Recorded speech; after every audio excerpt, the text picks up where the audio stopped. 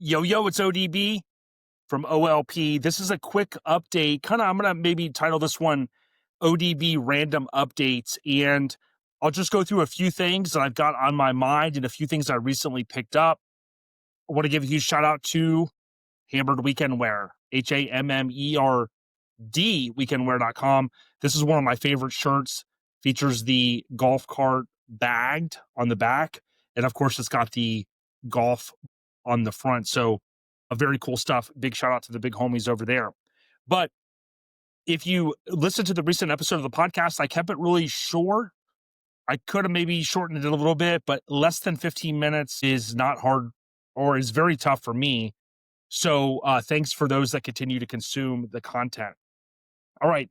So I'm going to show you a few things. Number one, I recently mentioned this, I think in one of the episodes, going through a box at my parents, helping do some cleanup.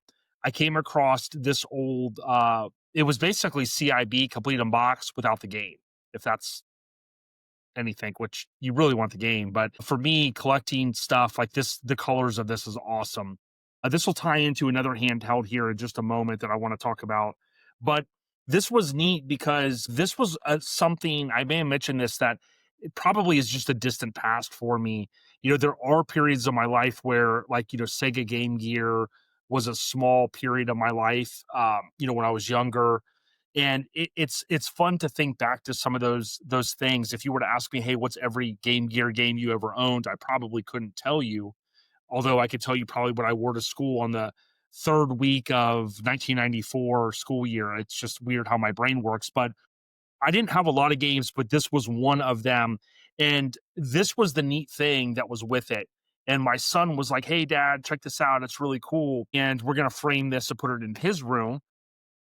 This, for any Batman fans out there, this was Batman Returns. So a little promo deal there, if you will. But this is really what we liked on this side. You had just a 90s nostalgia. With the Game Gear, you've got Sonic the Hedgehog holding it there, get a grip. You've got screen images from various games, but check out the bottom. Get a grip, Game Gear, and then you've got the Sega leading the 16-bit revolution. And then this was super cool, in my opinion. Let me show you this. Check this out. Now, my parents were not spending a lot of money on games back in the day. I watch a lot of game stuff, and I kind of collect some game stuff now. But this is pretty neat because, I mean, for those that don't remember this, you could buy a TV tuner for the dang Game Gear, which was freaking awesome. I mean, imagine, now we have smartphones, right? And it's unheard of that, portable TVs. I was watching an old 1980s, early 90s TV show that I've been kind of going through every episode. And then, you know, they had these handheld little TVs, and that was like baller status at that time. The next thing I wanted to show you is, for those that did not know, this is our latest, and I don't feel like I promote our stuff enough. This is our latest drop. This is the full-size Syndicate. You can see they're at full-size Syndicate. That's our Facebook and Instagram for, this is a sister brand of ours. Mini Truckin arguably is Mini Trucks, I get it, but if you think about everything that has spun off from there, early 90s, a lot of mini truck guys getting into the full sizes, bagging and bodying those trucks, aka body dropping. You know, full-size trucks go hand in hand with mini trucks. And this was a design our friend Dennis Winery, shout out to Dennis. I had him on the podcast if you want to look that episode up. Dennis comes on. This is the Roadster Shop Good Guys giveaway. Dennis and I talked. I said, hey, why don't we do a mashup? And he said, let's do it. So, you know, going to SEMA and seeing the chassis of this vehicle, this truck, 88, I believe it is, OBS, and then being able to, down the road, have it on some of our merch. The colors pop. And I will tell you, we talk about on that episode, and somebody asked in social media about this. I'm not going to tell you now. You'd have to go listen. But if you look on the lower rocker, you see there's a graphic when the truck was given away. Some people have asked about that graphic. But what we did is we had them put full-size Syndicate on that lower, down towards the rocker there. So pretty cool. And we do have some of these colors. We have some of the blue, mostly black, because let's face it, that's what sells the most. Now, you know me, you can look at the colors right here. This is where I grew up, that era, and I love the pinks, the blues. the neons, if you will, and all that stuff. I want to give a huge shout out to the Ratties on Instagram. It's the Ratties, Ratty's.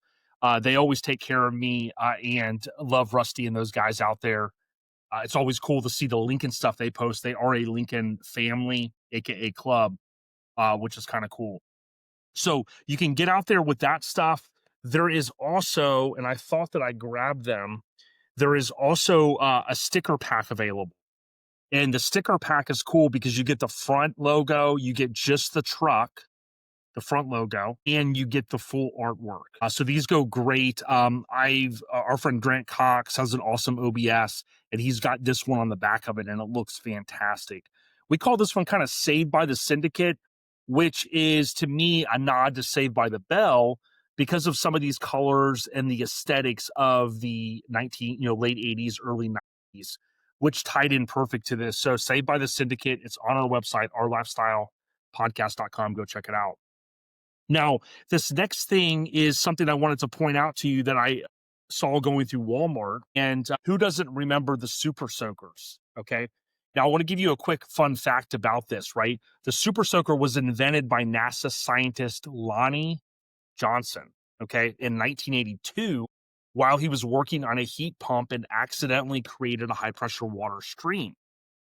He turned the idea into a toy, developed the prototype, successfully sold the invention to a toy company, Laramie, I believe is how you pronounce it. And that launched the Super Soaker in 1990. The invention was a huge success, leading to enormous sales and landing Johnson in the National Toy Hall of Fame. Recently, my niece and I were walking through Walmart. And even though summer to me is still going full-fledged in Florida, we were cruising through there, and I saw some Super Soakers on clearance. And I said, "You want a Super Soaker?" And she said, "Absolutely." So we grabbed a couple. This was regular 15, got it for $6. In the early 90s, I remember when Super Soakers came out, and I remember reading in the magazines, they'd have like, the summer was coming, they'd show you different, summer clothes and apparel and shoes and toys, if you will, that were going to be like the to have toys. And my parents were really never the ones to go out and be like, "Oh, what's the hot thing this year? Let's buy all the beach balls and all that." But no doubt, if you grew up in the 80s into the 90s like I did, Super Soaker is an awesome brand. I even remember going to Spencer back in the day, 93, 94, and they had the small Super Soakers that were like actually that you could put on your key ring, and you could put water in there and you could squirt those things, and it was kind of a cool thing. Little tip of the cap there. Or to that awesome toy. The last thing I want to cover, I believe, is this guy that just arrived today, and it ties into handheld gaming. And what I'm going to do, I cut this open. I have not looked. Wow, I'm seeing it now. And I did see an article pop up today on The Verge, and they said this was basically pretty much a perfect toy from a collector perspective. Now, if you don't know what this is, Lego, which I have some Lego, not a ton. Okay. I love them, but you got to have, my dad used to always say, every man should know his limits. You got to have a limit. And if I bought all these Lego, I wouldn't be able to do maybe some of the other stuff I do. But this Game Boy Lego came out earlier this year for pre-sale. It said it was going to ship, I believe, in October, which technically today is September 30th, 2025. And this is not a working system. You're like, well, why did you buy it? This is a Lego Nintendo Game Boy. And I do want to get the other Lego Nintendo. They've got the TV with the NES set. That thing is epic. They've got some Pac-Man stuff that's not Nintendo, of course. But this is super cool. Of course, I'm not going to open this right now. I'm going to get into this probably this weekend. Hopefully my son will help me. But this thing is just super cool. It really is. And I look at it and go, wow, like this is awesome. I spent a lot of days as a kid, never a new Game Boy in my household. At some point, I guess I traded or got one used. Not sure how I ended up with one, but I remember back in the day, these didn't have a light. The original ones did not. So there was like an accessory that you could get that would hook on the top and you would be able to have light. So like if you wanted to play at night, laying in bed and things like that. Kids these days, I guess you get old when you say, you're getting older when you say kids these days will never understand, with the phones and the tablets and all that.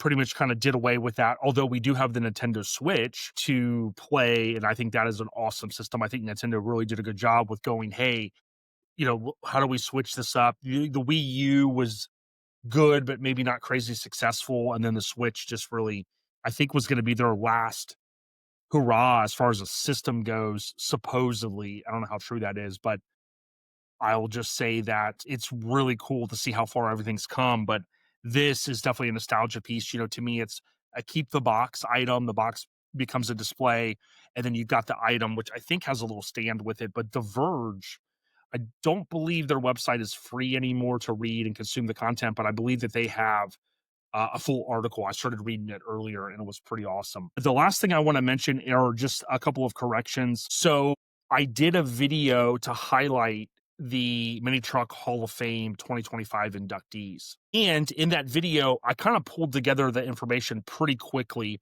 I did proofread it all. I fixed a couple of items before I recorded the video, but I did fail to mention Patrick Reed as the painter that's being inducted in. That's important. A tip of the cap to Patrick Reed. Now, when we did the official announcement at Mini Nats 2025, every April in Maggie Valley, of course, we did include everyone. Radar live streamed that, I believe, to the West Coast Influence Facebook page. So that should still be out there, I believe. But that was kind of the official first announcement. We've made posts as well, but it was my error leaving out his name there. So wanted to make sure I corrected that and tip of the cap. I'll be doing some more videos just for folks that want to consume that content via video method. But rest assured, at Mini Hall of Fame on Facebook and Instagram will also be providing all of that information out there.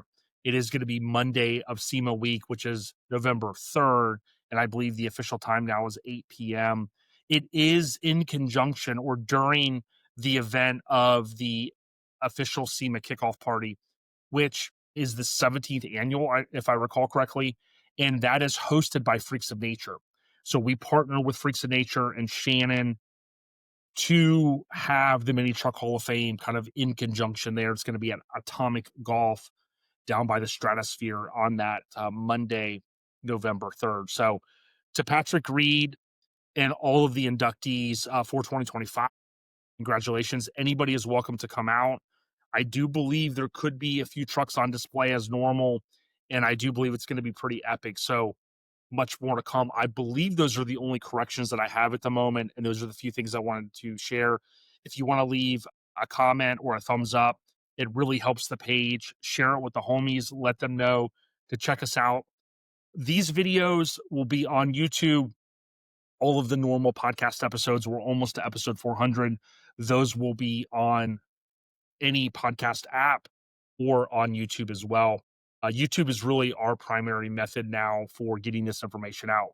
Stay on the rise. Again, huge shout out to Hammered. That's HAMMERD, weekendwear.com. Lastly, if you want to check out a great podcast, my friend Sean Nichols at Rad BMX Builds, great social media presence, great YouTube presence. Now he has a great podcast presence, just really adding to his portfolio of what he's doing. And he's got much more to come, as far as I understand, with various content over the next couple of years. So keep it posted to OLP on Rise Media, as well as our friend Sean at Rad BMX Builds. I'll go ahead and tag him in the description of this video if you want to click over there and check him out. ODB, we out here. Peace.